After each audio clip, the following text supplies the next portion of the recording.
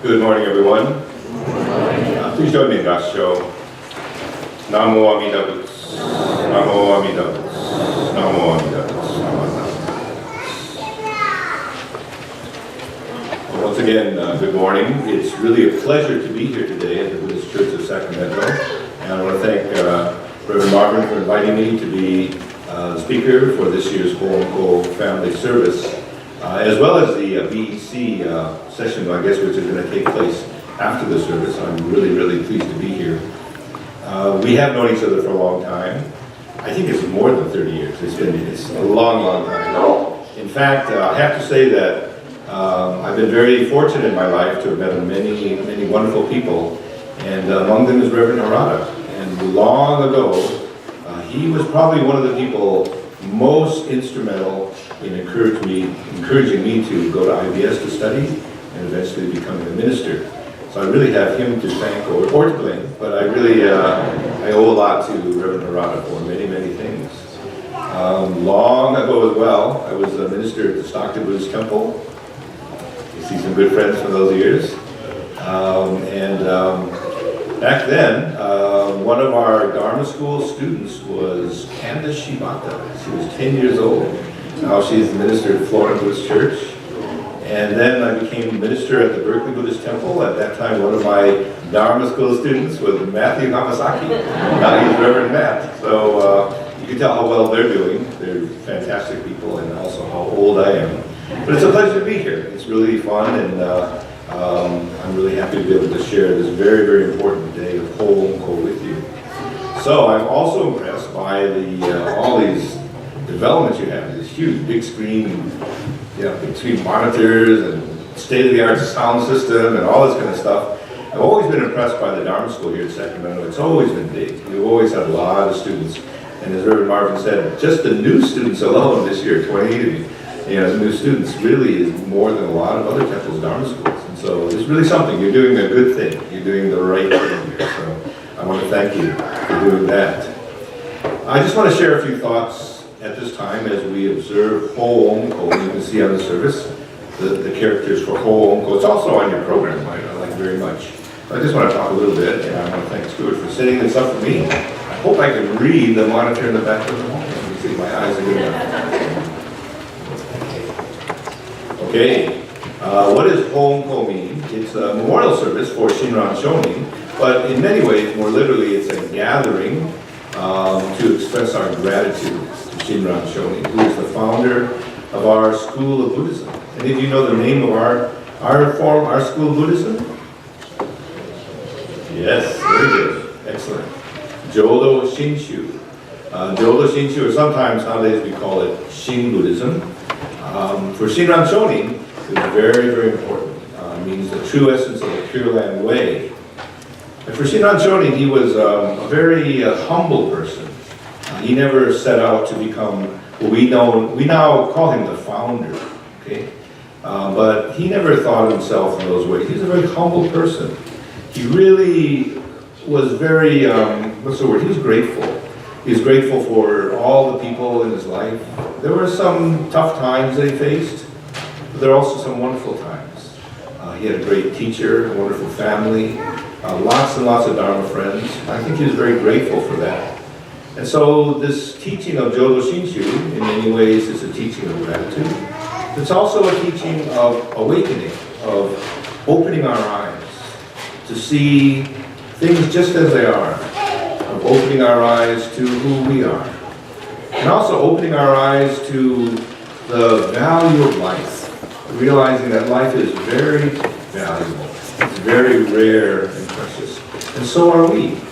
So each and every one of you, as Reverend Harada mentioned, you're beginning the path, the journey, which will go on for your entire life. And it's a wonderful journey in which you learn about the value of life and how very important your own life is, how valuable that is.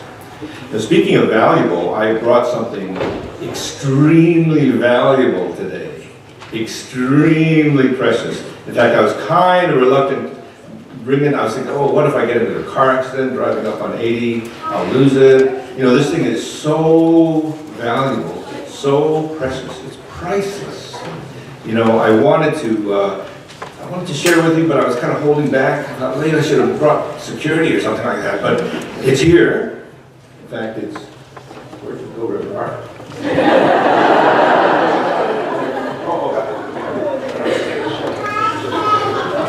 Oh, here, okay. No, I lost it. Oh my gosh. Oh, I'm shaking. I can't believe I almost lost it. Oh my goodness. Anyway, thank you. Safekeeping here. In fact, I put in this bowl for safekeeping. I'm going to take a chance, and I'm going to allow all of you to see this very, very precious and valuable thing. Okay? But I have a favor to ask of you.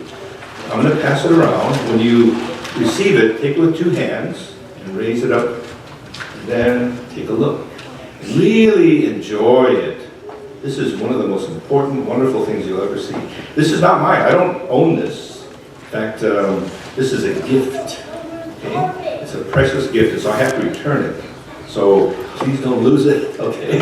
I'm taking a big chance here, but I trust all of you. So when you pass it hand to hand, raise it and give it. Take a very careful look, and I'll pass it around.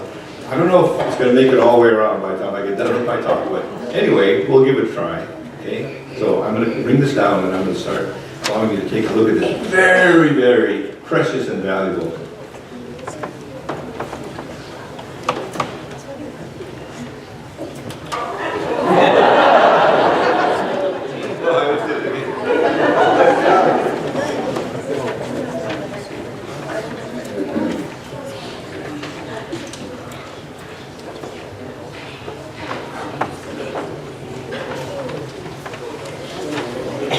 As we pass around this very, very precious and valuable thing, I want to talk a little bit about our precious and valuable lives. Shinran Shonin teaches us that we can learn about the very value of our life, the importance of our life. And I want to call this, my way of describing this life is living a AAA life. Now, this is going to date some of you. Long ago, there were things called telephones. And also telephone books. This is for you young people, you have no idea what we're talking about. Telephone book. There's something called the white pages and something called the yellow pages. Any of you remember the yellow pages? I know how old you are now. The young people, they have no idea. No idea. But in the yellow pages, often businesses and companies would advertise their business. And one of the marketing tricks was to give your company a name, okay, which would allow people to sort of call it first, right? You wanted to be the first company to be called. So a lot of companies would start out with the word A. Or sometimes they use 2 A's, and if they're really smart, they would do 3 A's. So AAA in many ways was like the first thing in the telephone book. So AAA also had a meaning of really, really good, right? Any of you remember AAA? Really good, the best. It also means Automobile Club of America. Oh, we'll put that on the side. So think of the very best. AAA life is the very best life. So when, as Jodo Shinshu Buddhist, okay, as you hear the Dharma, as you say the Nembutsu, as you entrust in the primal vow, the compassionate vow of Amida Buddha, you will come to realize how valuable your life is, how precious your life is. That's a AAA life. Let's talk about what a AAA life is. Now, I don't know if I can read this. I have to go this way. Okay. All right, my eyes are not big enough to read that. The first A is awareness. This is how I describe it. As we hear the Dharma and live with the Nembutsu every day, we become aware of the reality that surrounds us and connects us. So we hear the Dharma, we go to the temple and hear the sermons, or we read books, or we talk to people. We just listen to nature sometimes. We hear the Dharma, we hear the sound of the Buddha's voice, Namo Amida Butsu. And as we live with this every day, we say Namo Amida Butsu every day, as we hear the Dharma and think about it, reflect upon our own lives, our eyes open up. We become aware that we're surrounded, embraced by life itself, and it connects all of us. That's awareness. Awareness is awakening, as I mentioned before. We open our spiritual eyes and awaken to the oneness, the interdependence of all lives. So what we become aware of is that all life is connected. Not only is it connected, all life is one. We're not separate little things or separate little people. We're not divorced from others or isolated from others. The very fact that we're alive, okay, tells us we're connected with all beings. And as you can see here, this is a plant. It's a little shoot. Those of you who know agriculture, you know what kind of little shoot it is. Okay? And this little shoot is placed into the ground. Okay? And just by being there, it reflects the oneness of all things. Now, why does that reflect that? We see that we are connected with all other forms of being, and we begin to live our lives accordingly. We begin to see, wow, the very fact that I'm alive. I love your three treasures. Fortunate is to be born into human form, is that how you say? Now we're living it.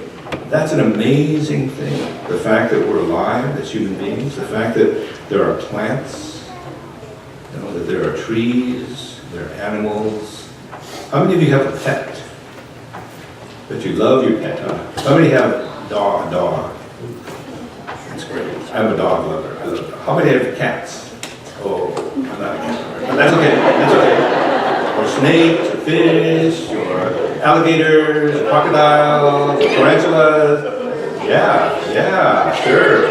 One of the nice things about having a pet is you learn to take care of the pet. You learn that, your pet's happiness really depends on you. And your happiness depends on your pet as well. So we're all interrelated. We're all part of a oneness of being. As you can see here, there's a little shoot, and then it begins to grow, and as that little shoot is planted in the ground, it begins to grow. You know what kind of plant that is already?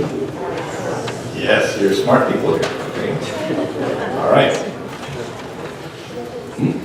And not only is the ground important for a plant to grow, but the air, the wind, the sun, all of the elements of the atmosphere come to play. Without the rays of the sun, the plant can't grow. Without the beautiful, refreshing breeze, it's never going to thrive. And so the sun, the air, the wind, they're all part of this plant, all part of this growing, living thing that's now growing out of the ground. Here's the wind as well. The wind is equally important, okay? The wind brings the air, the oxygen, and allows plants to grow and to thrive. You can see it also needs the soil. That plants need to have the soil, the nutrients of the soil. They need someone, you can see a shovel up there, a farmer is tilling the soil, is allowing the plant to have room to breathe and to grow, allowing the roots of the plant to grow. All of that's important. All of those aspects of life become part of that plant. Okay? They allow the plant to grow, but the plant itself now is part of all of that. And the rain, of course, something we all need a lot of. We need a lot of rain. I know we're having lots of problems here in California without rain. I know our hearts go out to all the people who are suffering from the Camp Fire. I don't know if any of you know people in Paradise. I don't, but the whole town of Paradise has been swallowed up by flames and people have been dispossessed. And so rain is so important in many different ways. And rain is important to keep our plants growing, but also to stave off the wildfire. So rain is an equally essential part of every living thing. So that's awareness. The next A I want to talk about is authenticity. I describe it this way. Shin Buddhism recognizes our own personal struggles to be real, genuine, and honest. I was going to say honesty or truthfulness, but it didn't start with an A, so I had to find an A word. So I used authenticity. Kind of a long word. Okay? It means to be real. And that's what Buddhism is really about. Buddhism is about being real. In our world, there's a lot of people running around saying, I'm right. I know everything. You're wrong. So Buddhism doesn't teach us to feel that way or to act that way. Buddhism urges us to be real people, honest people, not fakes, not phonies, not posers, but just real people. That's what Buddhism is about. That's what allows our lives to be so valuable, because they become real, authentic. So Shin Buddhism guides us to know our true selves, become our true selves, and live our true lives. Now this is a simple phrase, but think about it. How many of us are really able to understand who we truly are as we look into our hearts and our minds, as we reflect upon our connections with others, our families, our children, our grandchildren, our parents, our grandparents, our friends, our co-workers. How many of us really can say we're true, real? But to really look within ourselves and to find who I am, my true self, to become our true selves and to live our true lives, that's what Buddhism is all about. To be people of the soil, people of the earth, real, the folk of the earth. That's, I think, what Buddhism really is asking us to be, is in helping us to be. Harmony is a big part of authenticity. Harmony is a big part of life. I think harmony was a word mentioned today in the Three Treasures. In harmony, we are able to live in harmony, accepting each person and everything just as it is. Harmony is a word also we hear in music, right? You harmonize. When you harmonize, people sing, you don't sing the same note, right? You sing two different notes that sound really nice together. Or how many of you play an instrument? Are you in band? Are you in orchestra? And so when you're playing a song with your friends in the band or orchestra, you're harmonizing, right? You're not all playing the same note, right? It wouldn't be very interesting if the song you're playing or singing was all the same note. That's something called monotony. That's not very interesting. Harmony means there's all these different notes, all these different instruments, all these different voices. They're all different from each other. Yet they all sing out, they all play out, they all make the sounds that fill up our hearts and minds, fill up the world. This is harmony. And in harmony, we accept each of those voices, each of those people, each of those things just as they are. We don't try to make someone else into something. We don't tell people, oh, you have to act like me, you have to think like me, you have to look like us. In harmony, we recognize everybody's different. Everybody is worthy of respect. That's harmony.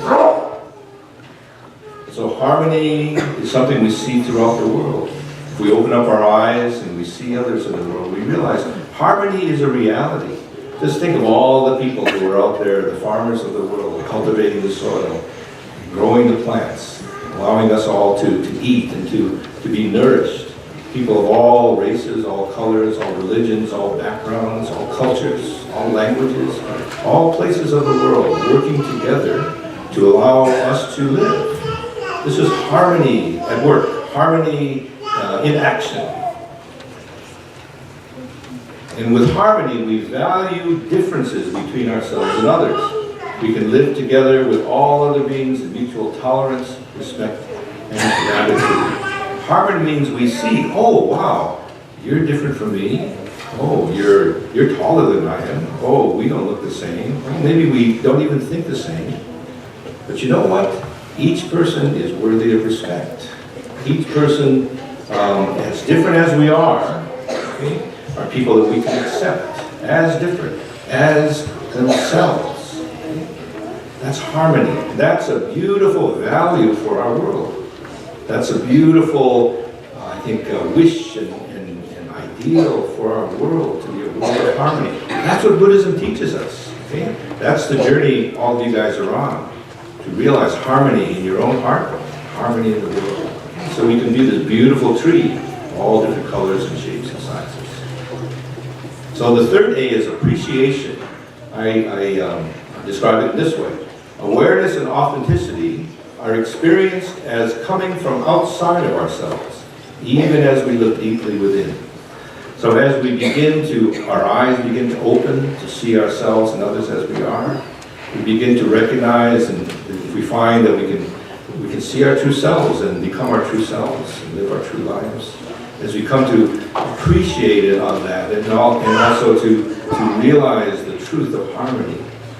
This understanding isn't something that's coming from here. We feel as though it's coming from outside ourselves.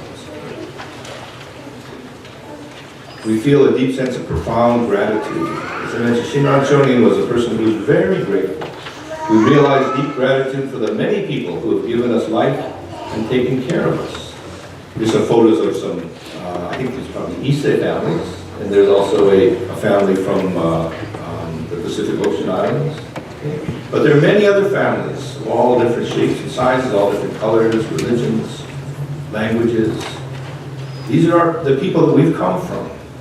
Our parents and grandparents and great-grandparents and great-great-grandparents. How many of you know your grandparents? You know your grandparents? How many of you know your great-grandparents? We'll be lucky. How many of you know your great-great-grandparents? Not too many, huh? You know, that's a good project to learn not only who their names, but learn something about your great-grandparents, your great-great-grandparents, your great-great-great-grandparents. You know, that's kind of an interesting thing to find out where we've come from. Okay? What did our ancestors, what were they like? What were their dreams and hopes? And also bring it up to the present. Talk about our grandparents, our parents as well, but also looking into the future. Okay?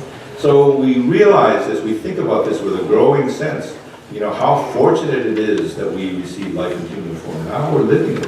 It's an amazing thing. The odds are stacked against us, but here we are. How grateful we feel. We reflect on our parents, our grandparents, our siblings, our doctors and teachers, and countless others. All the people who have allowed us to be born and to eat and to grow up healthy. You know, people who teach us, put clothing on our backs, who allow us to live our lives. All these people, not just going back, going forward, going outward. All of these people are what we come to understand. That's the ground of life. That's the sun and the moon and the earth and the wind of life. We give thanks every day for the nourishment of food, the love and support of others that we receive daily. And so once again, we return to those who to till the soil, to harvest the plants, who work so hard to allow that tiny little seedling to grow into something that's wonderful, something that's nourishing and delicious. Here we have other people. You know what they're harvesting? You know, there are people from different countries, different cultures. You know what they're all harvesting? Rice, right? They're all rice plants. You can see it from across the world. There's another, you can see some of the big harvesters in the U.S. These are the big companies that are harvesting lots and lots of rice for us. Okay? That rice goes to a place where it's processed, right? It's cleaned, it's, what's the word? The shell is taken off, husk is taken off, you know, sometimes they're polished, and they go to our stores, right? Where we go and we shop for rice and other food in our stores. We bring it back and we cook. We maybe hopefully cook together. By the way, Reverend Marvin is a wonderful cook. It's one of his great skills. We know him as Superman. He can do anything. And among his skills is cooking. This is total aside. I have a little bit of time. The other day we had an IBS Board of Trustees meeting, and Reverend Harada is on our Board of Trustees. And usually I give a really short talk before each of our trustees meetings. And generally my talk is about the day that we happen to be living in. And every day, you know, is a holiday somewhere, or every day is a designated day.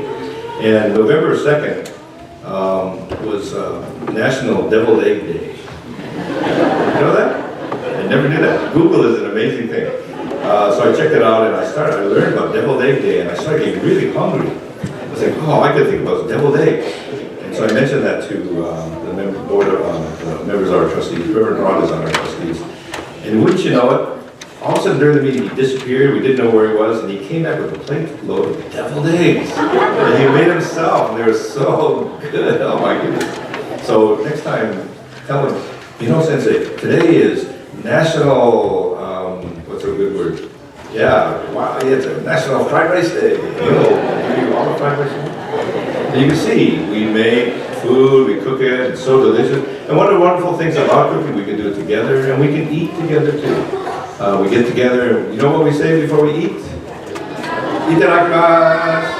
Hey, you guys know it. We say itadakimasu, we enjoy the wonderful rice and other food with our family and loved ones. When we're finished, we say, Gochitosou-sama, okay? We really enjoy it. You know, it's interesting, those two words, I'm sure you've learned them in Dharma school. Itadakimasu literally means I raise something above my head, okay? So I show how reverent it is. And Gochitosou-sama, you know what that means? It means I thank somebody for running around in circles. All those people that work so hard running around in circles to cook, we put our hands together and we say thank you. And so Amida's primal vow, Amida Buddha's primal vow, is the basic wish of life. I believe this is how I understand it. I believe this is what Shinran Shonin was trying to teach us. Life has a wish that life may become itself and may give itself freely to others so that they might live. When that wish is fulfilled, we realize a deep sense of appreciation. So life has a wish to become itself, to realize its full potential, to realize a fulfilled life, and then to give itself to others so that they might live. So just as a plant grows, I'll continue on. Okay, we respond in gratitude, we share our received awareness, authenticity, and appreciation with all other beings. So what we realize in life is that, as I mentioned before, I think what Shinran Shonin was trying to teach us, Amida Buddha's primal vow, is life has a wish.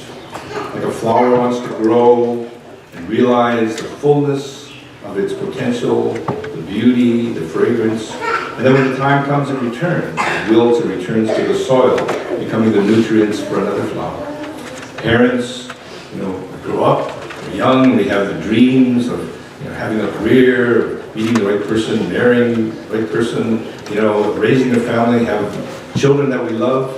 So this is the fulfillment that we feel, and then we also feel at the same time a wish to give everything we can to our kids, to allow them to live with happiness and fulfillment.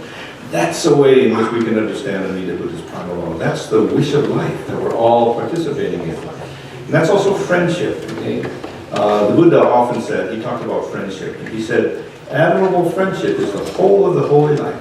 Okay? What Buddhist life really is about friendship. Is about connection with others, of realizing a sense of gratitude, of connection, respect for all other beings. That's what life is, okay? Helping someone out, maybe reaching out to the families who have been displaced and made homeless and making a fire. I'm sure all of you have done that because we've had so many terrible fires. I'm sure people at Sacramento have reached out to help others, and now other people, other families are in need. And so we reach out, we join together with hands to show our solidarity with others. Okay? We join together with hands of love, with hands of compassion, reaching out.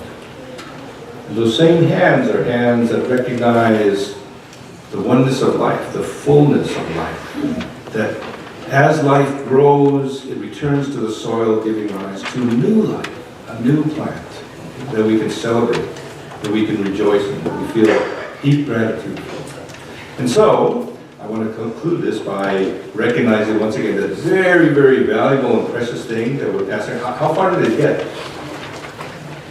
You have the way in the back, okay. About halfway through. But for those of you who haven't had a chance to see it, if you want to come up later on, you can. You also know what's in that bowl? A single grain of rice. That single grain of rice is the most valuable and precious thing in the world because it comes through all the sun and the moon, the stars, the sky, the wind, the rain, the soil. We're all part of that life. That life will grow into a plant, allowing others to be nurtured, to be nourished, and allow their lives to continue. That's why it's the most precious thing in the world. So together we put our hands together in Gassho. We say Namo Amida Butsu to the rice. We say Namo Amida Butsu to our own lives. Please join me now. Namo Amida Butsu. Namo Amida Butsu. Namo Amida Butsu. Thank you.